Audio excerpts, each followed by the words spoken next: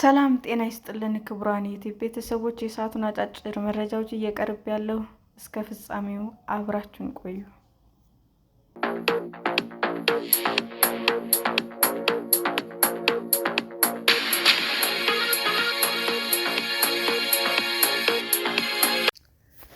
በዲጂታል ማጭበርበር ከ1.3 ቢሊዮን ብር በላይ ኪሳራ መድረሱን ብሔራዊ ባንክ ይፋ አደረገ። በኢትዮጵያ በዲጂታል ማጭበርበር 1.3 ቢሊዮን ብር ኪሳራ መድረሱን፣ የሳይበር ጥቃት ሙከራዎች በ113 በመቶ ማደጋቸውን የኢትዮጵያ ብሔራዊ ባንክ ይፋ ያደረገው የሀገራዊ ዲጂታል ክፍያዎች ረቂቅ ስትራቴጂክ ሰነድ አመለከተ። ረቂቅ ስትራቴጂው እንደ አውሮፓውያን አቆጣጠር ከ2026 ጀምሮ ለ5 ዓመታት እንዲያገለግል የተቀረጸ ሲሆን በአሁኑ ወቅት በሀገሪቱ 135.9 ሚሊዮን ዲጂታል ክፍያ መፈጸም የሚያስችሉ የተመዘገቡ የሂሳብ አካውንቶች ቢኖሩም 15 በመቶ ብቻ ጥቅም ላይ እንዲውሉ እንዲሁም እንደ አውሮፓውያን አቆጣጠር በ2024 ብቻ የሀገሪቱ የዲጂታል ፋይናንስ ሲስተም በማጭበርበር ወንጀሎች 1.3 ቢሊዮን ኪሳራ ማስተናገዱን በስትራቴጂክ ሰነዱ ተመላክቷል። በዚህም ዓመት የመጀመሪያው አጋማሽ ብቻ 4623 የሳይበር ጥቃት ሙከራዎች መደረጋቸውን ጠቅሶ ይህም ከቀድሞ ዓመት ጋር ሲነጻጸር 115 በመቶ ጭማሪ ማሳየቱን ገልጿል። የብሔራዊ ባንክ የ5 ዓመት የዲጂታል ክፍያዎች ረቂቅ ስትራቴጂክ ሰነድ በመንግስት የዲጂታል ክፍያ ሲስተሞች ውስጥ ወጥ ያልሆነ አሰራር መኖሩን፣ የክፍያ ስርዓቱን በነጋዴዎች ዘንድ ያለው ተቀባይነት ዝቅ ያለ መሆኑንና በገጠርና በከተማዎች ዘንድ ጥቅም ላይ የሚውሉበት ምጣኔ የ24 በመቶ ልዩነት እንዳለው ያሳያል።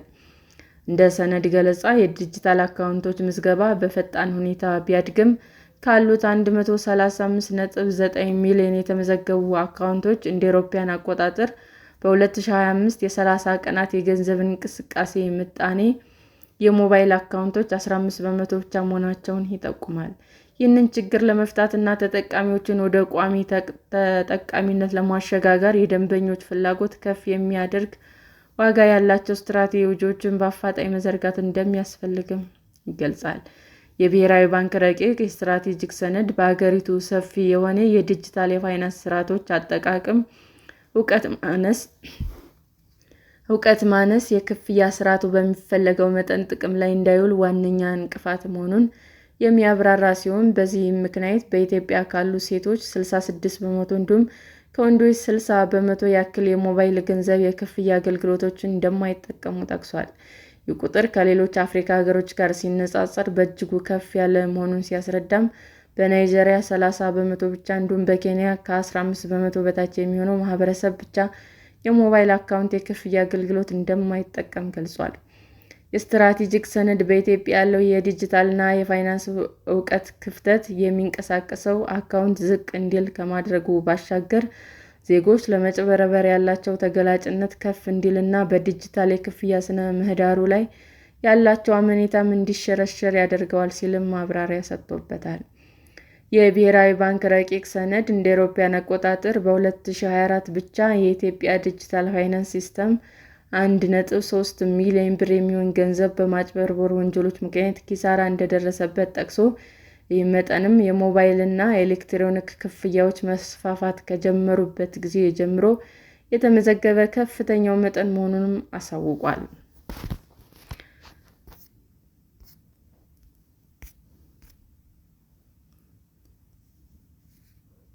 ከእነዚህ ኪሳራዎች ጎን ለጎን ረቂቅ ስትራቴጂኩ እንደ አውሮፓውያን አቆጣጠር በ2024 የመጀመሪያው አጋማሽ የተመዘገበው 4623 የሳይበር ጥቃት ሙከራዎች ከቀድሞ ዓመት አፈጻጸም ጋር ሲነጻጸር 115 በመቶ ጭማሪ ማሳየቱን የጠቆመ ሲሆን፣ የጥቃት ሙከራዎቹ ምጣኔ በዚህ ደረጃ ከፍ ማለቱ የፋይናንስ ተቋማትና የዲጂታል ድረ-ገጾች የሳይበር ደህንነት በተመለከተ ከፍ ያለ ፈተና እየገጠማቸው መሆኑንም አመልካች ነው ብሏል። ረቂቅ ሰነዱ እነዚህ የደህንነት ተግዳሮቶች ዕዳ ሊሆኑ የሚችሉ ክፍተቶችንም ለይተውና ነቅሰው የሚያመላክቱ እንዲሁም ለተጭበረበሩ ተጎጂ ደንበኞቹ ካሳ የሚያገኙበትን አሰራር የሚዘረጋ ውስን የሆነ የሕግ ማዕቀፍ ባለመኖሩ የታገዙ ናቸው ሲልም ያብራራል። የብሔራዊ ባንክ ረቂቅ ስትራቴጂክ ሀገራዊ የዲጂታል ክፍያ ስርዓቶች ውስጥ ዕዳ ሊሆኑ የሚችሉ ክፍተቶችንም የሚለይና ለሸማቾች ጥበቃ የሚሰጥ ፖሊሲ መተግበር በ5 ዓመት ዕቅድ ቅድሚያ ከተሰጣቸው አንዱ መሆኑንም ያስረዳል። ክፍተቱን ለመሙላት በሁሉም የዲጂታል ክፍያ ስርዓቶች ላይ ተግባራዊ የሚደረግ ግልጽ፣ ወጥነት ያለውና ለሸማቾች ጠበቃ ግልጋሎት ላይ የሚውል ማዕቀፍ መቅረጽ ግድ እንደሚል አጽንዖት ሰጥቶበታል። በሌላ በኩል ብሔራዊ ባንክ በረቂቅ ስትራቴጂኩ የመንግስት የክፍያ ስርዓቶች የተበታተኑ እንዲሁም ዝግ የሆኑ ጭምር መሆናቸው ገልጾ ይህም በሲስተሞች ዋነኛ ተብለው ከተጠቀሱ መዋቅራዊ ችግሮች አንዱ እንደሆነም ጠቅሷል። ለዚህም በምሳሌነት የመንግስት የክፍያ ስርዓቶች ግብርን ለመሰብሰብ፣ ክፍያዎች ለመፈጸም እንዲሁም እንደ ማህበራዊ ዋስትና ክፍያዎች፣ የደሞዝ ክፍያዎች ላሉት ወጪዎች የሚለቀቁ በጀቶች አሁንም በተበታተነ ስርዓት የሚመሩና ከፋይናንስ አገልግሎት አቅራቢዎች ጋር በሚደረጉ የሁለትዮሽ ውሎች በኩል አልፎም የጥሬ ገንዘብ ፍሰትን መሰረት አድርገው እንደሚከናወኑ አብራርቷል። በተጨማሪም አሁን ያሉት የዲጂታል መንግስት የክፍያ መድረኮች እርስ በርስ መስተጋብርን፣ ውድድርንና የሸማቾች ምርጫን የሚገድቡ ዝግ ውህደት ያላቸው ስርዓቶች ናቸው ይላል ሰነዱ። እንደ ብሔራዊ ባንክ ረቂቅ ስትራቴጂክ ገለጻ፣ ይህ ችግር ለመቅረፍ ማዕከላዊ አንድ ወጥ የሆነ መንግስት ኤሌክትሮኒክ ክፍያዎች መፈጸሚያ ስርዓት ማበጀት ያስፈልጋል ብሏል።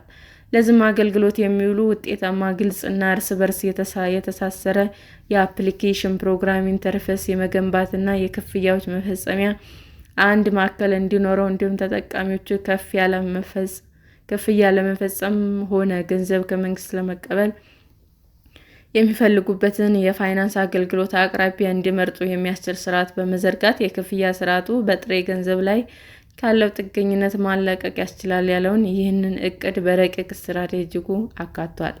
ረቂቅ ሰነዱ እንደ አውሮፓውያን አቆጣጠር በ2030 ዓመታዊ የዲጂታል ክፍያዎች ለጥቅል ሀገራዊ ምርት (GDP) ያላቸው አስተዋጽኦን አሁን ካለበት 82 በመቶ ወደ 750 በመቶ የማድረግ እቅድ ይዟል።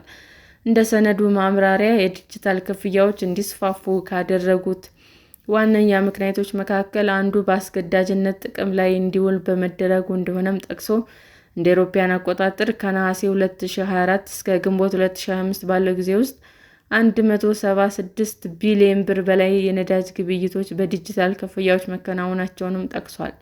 በተጨማሪም መንግስት ለግለሰቦች የሚፈጽማቸው ወይም በተቃራኒ ግለሰቦች ለመንግስት ገቢ የሚያደርጉት ክፍያ በፈቃደኝነት በዲጂታል ክፍያ አማራጮች በኩል እንዲፈጸም ለማስቻል የመንግስት የክፍያ ስርዓት ማሻሻያ ወሳኝ መሆኑንም ገልጿል። ሰላም ጤና ይስጥልን ውድ የዩቲዩብ ቤተሰቦቼ እንዴት ናችሁ? አዲስ ጀማሪ ነኝና ሰብስክራይብ ያደረጋችሁ አበረታቱኝ። አመሰግናለሁ። የዩቲዩብ አድማጮቻችን ለሰዓቱ ያቀረብኩላችሁ አጫጭር መረጃዎች ይህንን ይመስል ነበር። በሌላ መረጃ እስክንገናኝ ሼር፣ ላይክ፣ ሰብስክራይብ እንዲሁም ቢቀርብልን የምትሉት መረጃ ካለ ኮሜንት እያደረጋችሁ ቸር ቆዩን።